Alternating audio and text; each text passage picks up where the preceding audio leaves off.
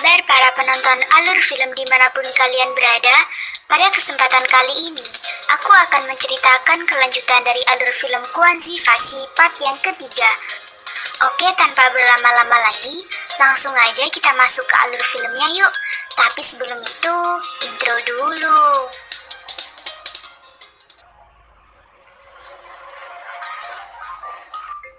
Setelah kejadian penyerangan di kota Bo, Mufan bersama dengan keluarganya memutuskan untuk melanjutkan hidup mereka di sebuah kota bernama Mingchu.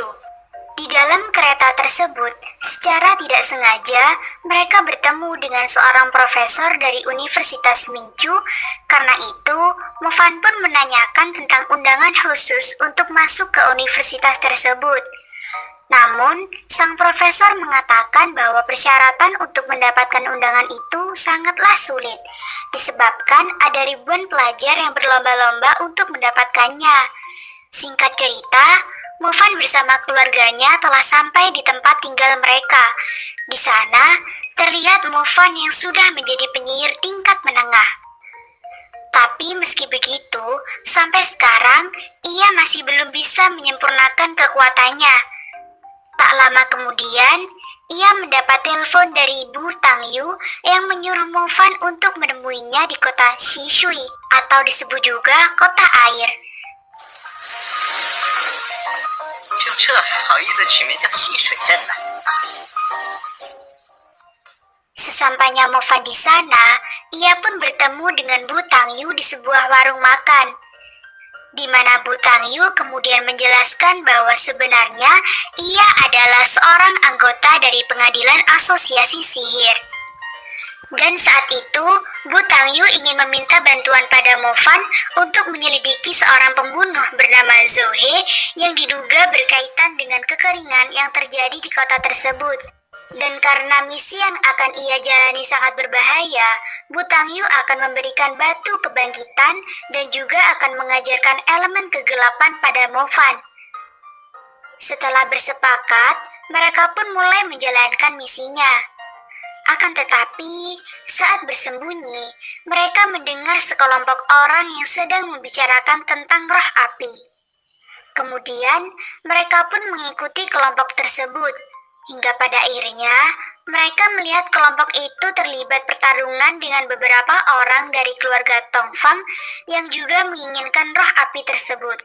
Di sisi lain, ternyata Zoe juga melihat pertarungan itu, dan tampaknya ia sedang menunggu waktu yang tepat untuk menyerangnya. 这叫对应。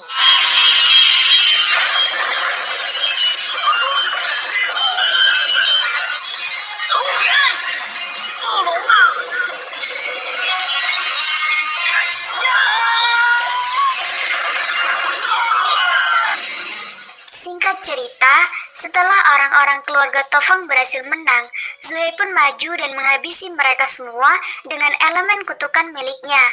赶紧滚吧，不自量力的动物！啊，超鹤！是诅咒系，大家快逃！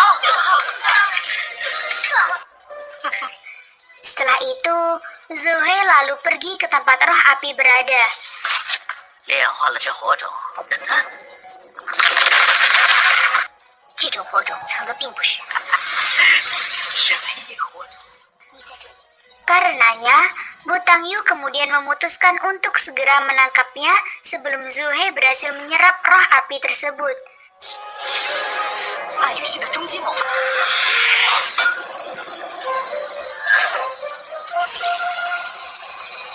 唐月小姐，你是不是太天真了？ Namun, Bu Tangyu dibuat tak berdaya lantaran ternyata Zoe telah menyampurkan obat pada makanan Bu Tangyu ketika ia berada di penginapan. Beruntungnya, Mufan segera datang untuk menyelamatkannya. 红天！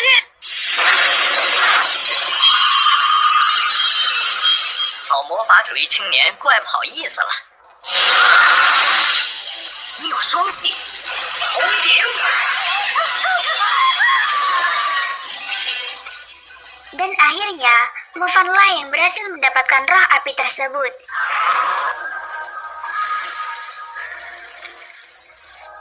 Setelah itu, ia pun mengantarkan Bu Tangyu ke penginapan. Dan ketika melanjutkan perjalanan kembali ke kota Mingchu, Bu Tangyu mengabari Mofan bahwa ia telah mempersiapkan tempat di asosiasi penyihir untuk kebangkitan elemen ketiganya. Keesokan harinya, Mofan pergi ke tempat itu. Namun saat melakukan ritual kebangkitan, keajaiban kembali terjadi karena lagi-lagi Mofan berhasil mendapatkan dua elemen baru, yakni elemen kegelapan dan elemen pemanggil. 为师又杀出了一个新的能量，召唤系。谢谢你了。 Mengingat ujian masuk universitas semakin dekat, Mofan pun menghabiskan hari-harinya untuk terus berlatih. Dan ia juga berencana untuk menggunakan identitas sebagai penyihir pemanggil ketika masuk ke universitas tersebut. Hingga pada akhirnya, hari yang ia tunggu telah tiba. Akan tetapi, dalam tes tersebut, para guru sedikit ragu untuk menerima Mofan, lantaran Mofan sampai saat ini belum pernah menggunakan elemen pemanggilnya tersebut. Karenanya, para guru akhirnya memutuskan untuk memberikan waktu 1 minggu pada Mofan untuk dapat menguasai elemen tersebut. Untuk itu, ia pun menghubungi Bu Tangyu agar membantunya dalam berlatih. 还蛮复杂的，跟你们扳手。好了，这里没人。 Singkat cerita, Mofan pun akhirnya kembali ke universitas tersebut. Di sana juga ada seorang calon mahasiswa bernama Lu Song yang juga menginginkan undangan khusus itu. Lalu, Mofan pun mencoba hasil latihannya tersebut.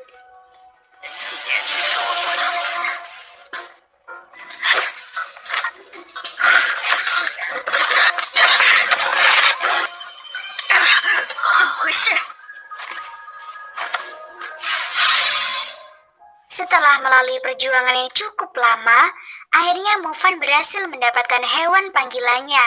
Melihat hal itu, Lu Song pun tak terima dan menantang hewan panggilan Mofan bertarung. 让你的这只幽狼兽和我玩玩飞沙走石。 Karena melihat hewannya disakiti, Mofan pun marah dan ingin mengeluarkan elemen petir miliknya. Beruntung kemarahannya itu dapat dihentikan oleh para guru. Alhasil, universitas tersebut memutuskan untuk menerima Mofan dan Lu Song menjadi siswa mereka. Beberapa hari kemudian, Mofan sudah mulai berkuliah. Akan tetapi, ia terkejut karena teman sekelasnya hanya 7 orang. Di sana, Mofan sekamar dengan 2 orang siswa dari jurusan lain bernama Zhou Manyan dan Chang Pinggu. Dan dari kedua temannya itu, Mofan baru mengetahui bahwa sekolah itu akan mengadakan turnamen yang mana para siswa dari jurusan pemanggil akan bertarung dengan siswa dari jurusan lain. Keesokan harinya, saat ia sedang bersama Zhao Men, tiba-tiba kepalanya sakit dikarenakan hewan panggilannya sedang berkelahi dan mendapatkan luka yang cukup parah. Tak lama kemudian, turnamen itu pun dimulai. Tapi Mofan memilih untuk maju terakhir sembari menunggu hewan panggilannya kembali sembuh.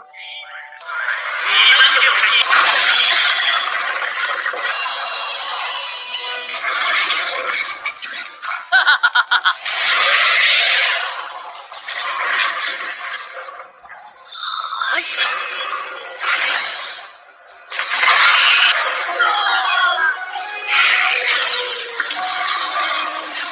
主角都是压轴出场的。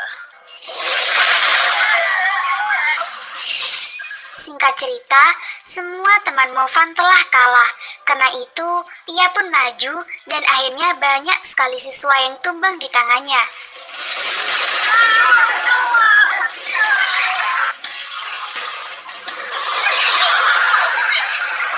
那只幽狼兽的飞沙走石。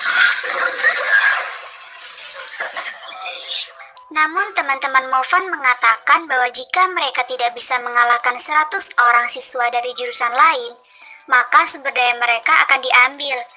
Karena itu, Mofan pun membuat kesepakatan dengan kepala sekolah di mana Mofan akan mendapatkan seluruh sumber daya yang ada jika ia berhasil mengalahkan siswa sebanyak 200 orang.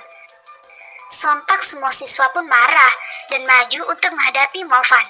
Akan tetapi, lagi-lagi Mofan dapat mengalahkan mereka semua, bahkan tak sedikit siswa yang mundur sebelum bertarung.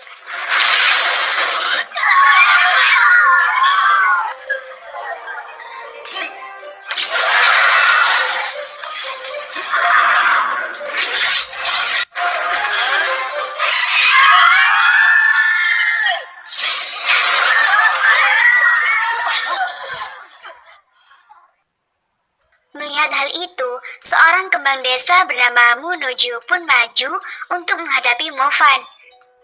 Meski sempat dibuat kewalahan, ternyata Mofan dapat kembali memenangkan pertandingan tersebut. Namun karena tindakannya itu, Mofan akhirnya dimusuhi oleh banyak siswa. Keesokan harinya, ia dipanggil oleh kepala sekolah yang menyuruh Mofan untuk memilih item sihir yang ia inginkan, di mana Mofan akhirnya memilih sepatu binatang buas darah yang bisa meningkatkan kecepatan movement speed-nya. Kepala sekolah juga memberikan uang sebanyak 2 juta sebagai hadiah kemenangannya, dan uang tersebut sebagian Mofan berikan pada ayahnya. Kemudian, setelah pulang kuliah, Mofan pergi ke aliansi pemburu untuk mencari pekerjaan. Akan tetapi, ia tidak diterima lantaran Mofan masih belum memiliki titel pemburu elit. Untuk itu, Mofan disarankan untuk bergabung dengan agen pemburu pribadi bernama King Tian Hunter Club. Di sana, ia bertemu dengan seorang loli bernama Ling Ling yang menyuruh Mofan untuk membatalkan niatnya bergabung dengan kelompok itu. Sesaat setelahnya, seorang klien pun datang untuk meminta bantuan karena wanita itu mencurigai suaminya telah menjadi monster. Namun, bos kelompok tersebut yang bernama Kakek Bau menolaknya disebabkan ternyata suami dari wanita tersebut juga telah melaporkan istrinya dengan kasus yang sama. Untuk itu, Kakek Bau kemudian menyerahkan kasus tersebut pada Mofan dan Ling Ling. Setelah bersepakat, keesokan harinya mereka mulai melakukan penyelidikan. Dan di tempat tersebut, mereka melihat si wanita yang telah menjadi monster. Karena itu, Ling Ling pun menyuruh Mofan untuk segera mencarinya agar tidak ada orang yang terluka. Hingga pada akhirnya, Mofan melihat monster itu sedang menyerang seorang gadis. Akan tetapi, saat ingin mengejarnya, Mofan kembali dikejutkan dengan suami wanita tersebut yang ternyata juga berubah menjadi monster. Karena itu, Ling Ling dengan segera menyuruh Mofan untuk melindungi anak dari kedua pasangan tersebut. Dan karena ia dikepung, Mofan akhirnya menggunakan sepatu binatang buas darah untuk menghindar.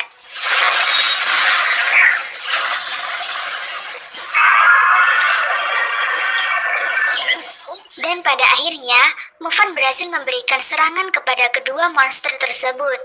Akan tetapi, ternyata si monster wanita rupanya berhasil melarikan diri. Dan di sana mereka juga mengetahui kalau ternyata kedua orang itu telah dirasuki oleh monster parasit.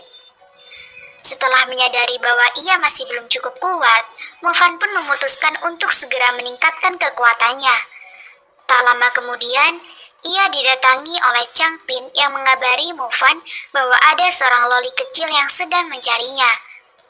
Mendengar hal itu, Mofan pun dengan segera pergi menemui Ling Ling.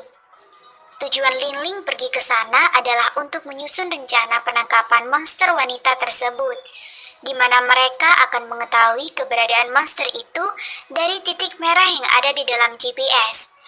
Namun, sesaat setelahnya, Mofan dan Ling Ling dikejutkan dengan kemunculan titik merah yang sangat banyak sedang mendekati ke arah mereka. Dan itu berarti monster tersebut sedang menyebarkan virus. Karenanya, dengan cepat, Mofan pergi untuk menyelamatkan teman-temannya, di mana kala itu Universitas Mincu sedang mengadakan sebuah konser. Melihat hal itu, Mofan lalu menyuruh Ling Ling untuk menghubungi pihak sekolah dan aliansi pemburu tentang apa yang terjadi sekarang. Sedangkan dirinya akan pergi mengalahkan monster tersebut. Tapi sebelum itu, Ling Ling memberitahu Mofan untuk melukai jempol dari temannya yang terinfeksi agar mencegah monster itu bertransformasi kembali. Setelahnya, Mofan pun pergi dan mulai berhadapan dengan monster-monster tersebut.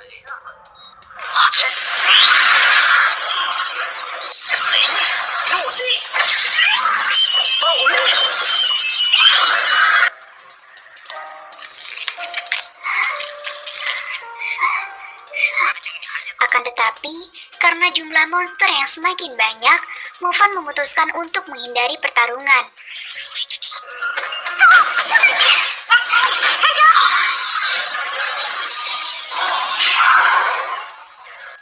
Di sisi lain, Zoman yang sedang berkencan dikejutkan dengan kemunculan sesosok monster yang menyerangnya.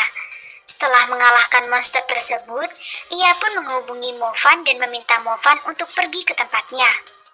Sesampainya Movan di sana, mereka lalu memutuskan bekerja sama untuk menghadapi para monster itu. 准备好了吗？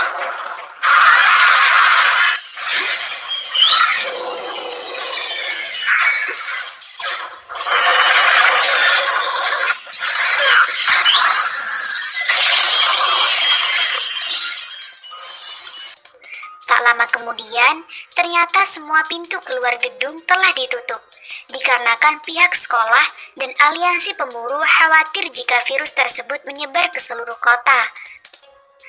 Seketika itu juga, Lingling pergi menemui mereka dan mengatakan bahwa ia telah memperkirakan kalau ratu monster itu berada di sekitar live gedung tersebut. Namun, karena tim aliansi pemburu tidak masuk, Movanlah yang menjadi satu-satunya harapan mereka. Singkat cerita, Movan dan Zoman pun maju untuk mengalahkan semua monster, tapi sebelum itu, mereka membuat kesepakatan bahwa Movan akan memberikan gelar kepahlawanannya kepada Zoman, sedangkan dirinya akan mendapatkan imbalan roh elemen petir. Dan benar apa yang dikatakan Lingling, ternyata saat itu ratu monster tersebut sedang ingin memangsa seorang gadis. Sesaat setelahnya, Movan pun datang dan terjadilah pertarungan di antara mereka.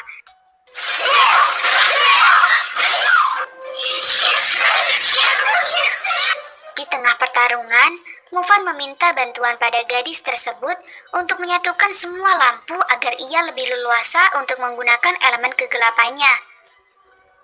Namun, setelah perjuangan yang cukup lama, akhirnya Movan terpojok. Dan karena itu, Lingling lalu menyuruhnya untuk melarikan diri. Tapi Movan menolak dan memilih terus berjuang untuk menyelamatkan teman-temannya. Hingga pada akhirnya, dengan susah payah, Movan pun berhasil memenangkan pertarungan itu dan ia juga berhasil mendapatkan jiwa dari monster tersebut. 一力！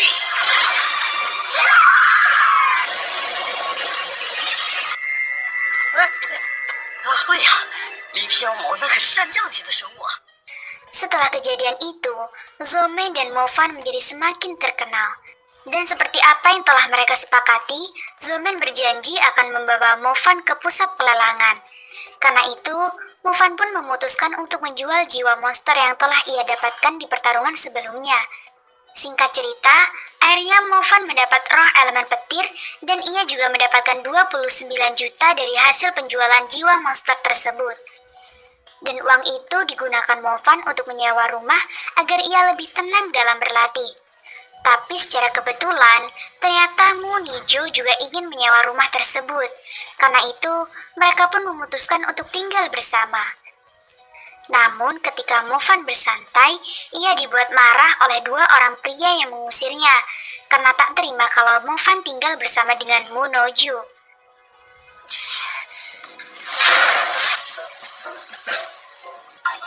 他确实是住这儿的。什么？木姐姐，我只是觉得好玩嘛。 Hingga pada suatu hari, terlihat Movan sedang mengunjungi Xianxia. Di sana, mereka membicarakan tentang sejarah Kotabo, yang mana dulunya semua warga Kotabo adalah penjaga dari kolam air panas kuno, namun seiring berjalannya waktu, para penjaga tersebut telah menghilang. Karena itu, Movan pun menyimpulkan bahwa kemungkinan sejarah itu berkaitan dengan kelompok Black Order. Dan untuk mengetahui jawabannya, Movan harus pergi ke makam ibu kota kuno. Dan bagaimanakah kelanjutannya akan berlanjut di part berikutnya.